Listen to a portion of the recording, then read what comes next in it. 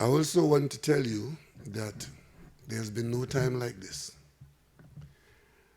And even in a bad dream, we couldn't anticipate this. As I sit there a moment ago, I've been informed that when I came in here, I knew when I came in here, the price of oil was $5 a barrel, WTI. It has just gone to $1. Ladies and gentlemen, $1 barrel oil did not exist in my adult life. And this is not a Nancy story. This is real. And we are gathered here today to address what has been put upon us. And I am pleased to hear that Professor pointed out that the government's proportion of the GDP, the economy, is approximately 37%. I think it is, we worked out somewhere. And in this room today, the government is represented by, I think, 20% of the population of this room. So the government has not flexed its muscle numerically in seeking to address this problem. What we've done is to join the rest of the country in putting our shoulder to a wheel that is threatening to crush us. I want, on behalf of all the citizens of Trinidad and Tobago, to sincerely thank each and every one of you for answering this call to national service in this moment of great uncertainty and, I dare say, trepidation. While it is true that we would have liked to have all the views of all the citizens here like the Roman Forum, it is not logistically feasible. But the consultative process, where you are free to co-opt as you deem necessary, will permit as much input as the circumstances require. The world is facing an unprecedented human crisis that is unleashing dramatic economic and societal disruptions. In this crisis, no country has been spared the ill effects. Since the reported outbreak in Wuhan, China in December 2019, December 30th, 2019, the novel coronavirus has become a rampant and destructive force, affecting approximately 2.3 million people and already causing over 158,000 deaths across 185 countries. The world that we have become accustomed to and life as we know it has changed and will quite possibly never return to what we knew in our lifetime. The way people live, the way we work, trade, recreate, and learn, and the way businesses and societies function have all experienced an upheaval of the norm in a relatively short space of time. The disruption which we are experiencing also brings with it the opportunity to create new and more resilient economies and societies that potentially have a better chance at achieving sustainable growth and development, something that we have been after for a very long time. According to the World Bank and its semi-annual report on Latin America and the Caribbean region, Trinidad and Tobago was more prepared for the crisis than a lot of its Caribbean counterparts when assessed against global benchmarks in 4 areas: fiscal, monetary, financial, and external preparedness. Even so, Trinidad and Tobago must now plan for its peak COVID-19 future within the confines of the new normal, at least until such time that a vaccine is developed and tested, which could take, some say, 12 to 18 months. The new normal will feature, among other things, the continued need for physical distancing and stringent public health requirements, and will set new protocols for how we conduct our lives, operate our businesses, and deliver services to customers in both the public and private sectors. The new normal will, in part, be dictated by global and regional developments and scientific progress, but it must also be prescribed by the country's chief medical officer and other public health experts. An important step in developing this recovery roadmap must be to clearly identify and analyze the constraints that will continue to exist for some time. What are the constraints that will underpin an economic recovery effort as a high level of uncertainty persists about the virus and which we should be doing next?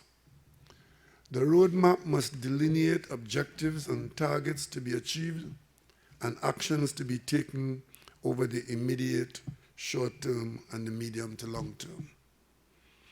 These objectives and targets must be established in the context of a defined vision of the new economy and the new society in the post-COVID-19 period.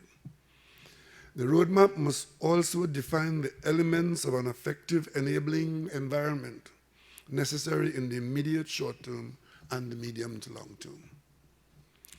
A critical requirement of planning for the recovery period is the development of a framework to guide the reopening of the economy in order to reboot economic and social activities. We can't do that vaiki-vai. A readiness assessment guided by the CMO and other health experts will be necessary to inform the opening of non-essential business and institutions, but we will try to open at the earliest opportunity, balancing and assessing the risk involved as we do so. In the immediate short term, the emphasis must be on recovery by first and foremost keeping the country afloat, pursuing quick wins by jump-starting economic activity in key sectors and stemming any further widening of income disparity through employment preservation and income and social support to the most vulnerable groups. There's a continuing need to prioritize currently limited resources to protect economically vulnerable groups and support those sectors related to people's livelihood. Furthermore, there must be sufficient food and daily necessities available for the population at large. Alleviating the negative impacts of livelihoods and the economy must be given as much attention as stopping the virus, so as to prevent severe damage to economic and social systems over the medium term. At the same time, the population must be encouraged to think what they must do differently once the stay-at-home order is relaxed, given the health and behavioral protocols which most likely to be continued to prevent further transmission. The period of recovery must be driven by actions of government, the private sector, civil society, even at the individual and personal level. The government must become a more agile partner, removing unnecessary bureaucracy and enhancing its execution capacity to directly stimulate and enable development. What do we need to remove or minimize government bureaucracy, enhance efficiencies in the execution of policies and projects, and deliver better services? Government must continue to support social systems, provide the stimulus for economic rebooting, and facilitate the recovery efforts of the private sector. Hopefully, a private sector that would be willing to answer the call made by Professor Theodore. It would be important to analyze the impact of government spending in response to the COVID-19 pandemic and to re-examine the efficacy of the current development program in meeting the objectives for the recovery period. The work must be done against the baseline report prepared by Professor Theodore, in which he anticipates the size and nature of government's support and stimulus. The adequacy of the intervention, together with where and how this money is to be sourced and spent, are critical questions which you might have to answer. In terms of the private sector, the emphasis must be on removing constraints into private investment and initiatives that are integrated to the achievement of the objectives of the roadmap. The impact of the pandemic on specific sectors and mechanisms to facilitate the resurgence of economic activity in the energy, manufacturing, agriculture, services, banking and insurance, retail and distribution, and construction and development will all need to be explored. Conceptually, civil society can provide an effective conduit for the implementation of many government-funded social programs. Non-government organizations can enhance the government's execution capability and support the objective of keeping the country afloat in the recovery period. The readiness and health of this sector to be deployed must be evaluated. In view of the lessons learned from COVID-19, the deficiencies and structural rigidities in the economy must be examined as the basis for remodeling and creating a new economy. At this juncture, we also have the opportunity to explore new sectors, new industries that hitherto had not been explored, but which we may want to venture into at this time. How do we build resilience to deal with future threats? How relevant is the National Development Strategy in the Vision 2030 document? How relevant is that now with the advent of this COVID-19 disruption? How should Vision 2030 be tweaked? What are the enhancements necessary to make Vision 2030 more actionable now? As a small island economy facing external vulnerabilities, can we continue having such high dependence on imports, particularly imported food?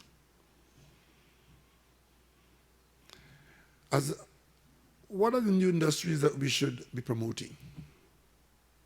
What is the role of technology in the new economy and the new society, particularly in dispensing public service to the people of Trinidad and Tobago? How should we remodel our processes for prioritizing and executing development projects? In the light of the prevailing oil shocks and the industry's uncertain future, where, how, and with what should we diversify our economy? It is said that culture eats strategy for lunch in the same way any economic roadmap developed without the creation of an enabling environment to facilitate the execution of that roadmap will have its many challenges. As such, the roadmap must place considerable focus on the requirements for establishing an effective enabling environment that supports the achievement of the established objectives and targets. The role of labor and tripartite cooperation must be fully explored. What are the fundamental elements of this enabling environment that are critical success factors for the recovery and the medium to long-term transformation? Furthermore, are we comfortable with the value systems that exist in the country? What are our core values, and are they consistent with the new economy and the new society that we want to create? What type of behaviors do we want to promote? How do we create a more progressive value system that will advance our short-term and our long-term objectives? What institutions do we need to put in place to strengthen and support our objectives? What are the legislative requirements? How do we create the environment for public-private partnerships and utilize that mechanism in the development of this country in a hurry? How do we more confidently move from commission agents living off attractive markups to producers of our own products for our consumption and export? What policies and structures do we need to put in place now to deal with future epidemics, pandemics, and economic market shocks?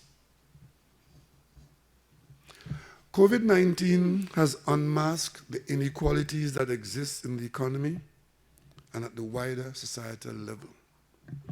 But it also has demonstrated that all segments of our society are at risk. The roadmap must, therefore, be based on collective action and strong collaboration among all sectors of the economy and all sectors of the society. The roadmap will require a programming exercise to be undertaken to ensure that execution is feasible and takes place within the context of resource availability and execution capability. It is not sufficient or desired to hear eloquent presentations on how bad the problem is without solutions. It is because we know how seriously affected or threatened we are why we are here today. Not to try and get us back to what we had or where we were in December 2019, but to chart a new course, maybe from December 2020. The current state of the economy and the projections for the near and medium term will provide the benchmarks for monitoring and evaluating implementation progress. But at this juncture, I want to take the liberty of putting an asterisk by the temptation to a permanent welfare state leading to bankruptcy and persistent poverty. That is easy to do, coming out of the template of Trinidad and Tobago. That is the easy way out. That is not what this committee is about. There are cautions to be observed in this not so easy task. Throwing borrowed billions of dollars into unproductive subsidies, increased social welfare, increased pensions, and massive grants in an unsustainable approach, which will further wreck the economy and damage any chance we have of ever balancing the national budget in the foreseeable future, is not the task.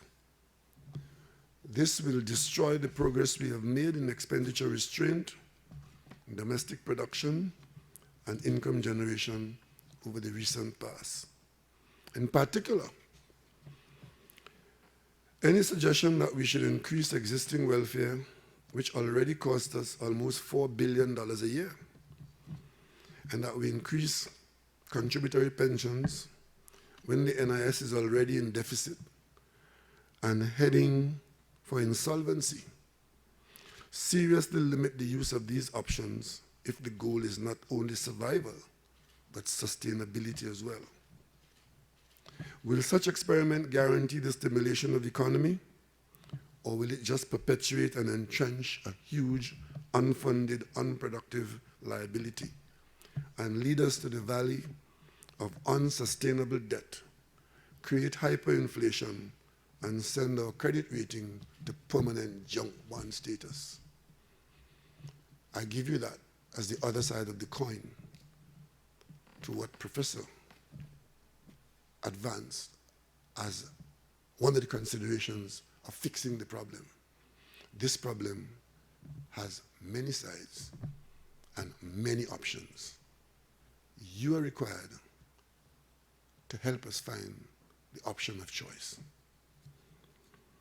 In the view of some others, that while such a policy approach may yield dividends in advanced economies with a broad-based, diversified production structure, it is likely to have different or even disastrous results if adopted in the Trinidad and Tobago economy. I don't know.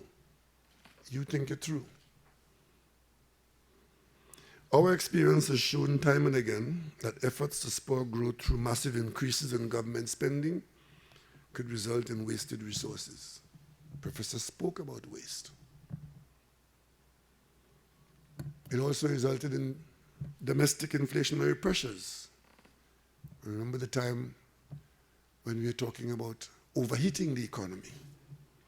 And of course, Professor mentioned unwanted expansion in imports without significant domestic output. These are the pitfalls on that road, the map of which you're going to draw. The solution to post-COVID-19 must lie in rebuilding our productive sector, creating employment, boosting productivity in manufacturing, trade, and the services sector, improving revenue collection, and reducing unsustainable expenditure. The solution cannot be an unsustainable welfare state. These are the challenges that have brought us here today, and these are the challenges we have to tackle and untangle so that among these options, so that our choices can be determined and recommended for the road ahead. It is to be expected that we may, or I can even go further and say that we will not all agree on everything. But we would be much better off together if we examine all our possibilities, our potential and pitfalls, and in the end, be guided by a strong sense of patriotism and faith in our ability to find the best options, whatever they might be.